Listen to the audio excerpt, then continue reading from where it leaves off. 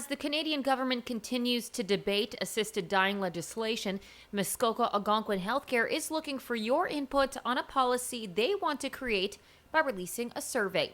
Chief of Staff Jan Goosen says physician-assisted dying is very important for doctors in Muskoka. I think there are a lot of physicians that really are in support of this type of legislation. By having a legislation available, it gives our patients options that they can make meaningful choices in how their demise occurs. I know a lot of physicians may be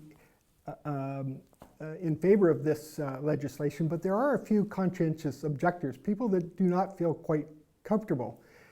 The reason that we have this policy that we're putting together is to try to incorporate all these different ideas.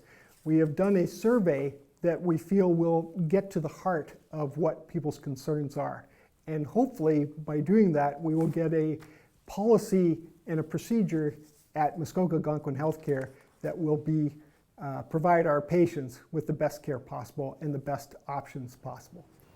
Goosen says there is an interest among residents in having this option to have control when planning for their own death. He says MAHC is waiting on legislation on how physician-assisted death will be delivered in Ontario.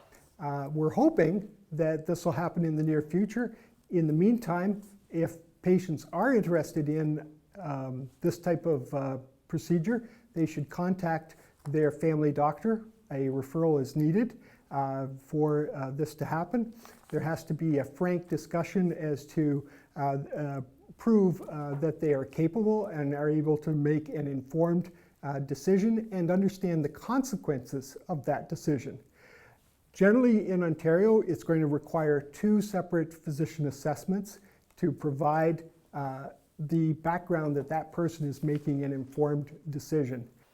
MAHC's new policy will not be limited to patients of a certain age group, such as the elderly. CEO Natalie Bubella says she can see this policy helping patients in various life stages. We are aware of numerous situations across Canada that you read about in the literature of people that maybe are young and are have a chronic illness or something that is just like ALS, etc., that they just feel that they can no longer continue because they don't have the quality of life that they want, or may even feel that they're a burden to their families. So I don't think it's just an elderly or an old age type of a patient that would be coming forward with requesting this choice. It could be any spread of the age group pretty well, but people have to be over 18 though in order for us to consider them as a potential. The survey can be found on the MAHC website. Bubella says there are only 3 questions, and you have until the end of July to fill it out.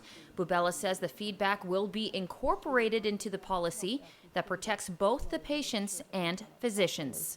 So, and it's a sense of giving comfort as well in terms of people understanding, and particularly our physicians, what the criteria are around what would be acceptable in terms of an appropriate patient that could go through this process.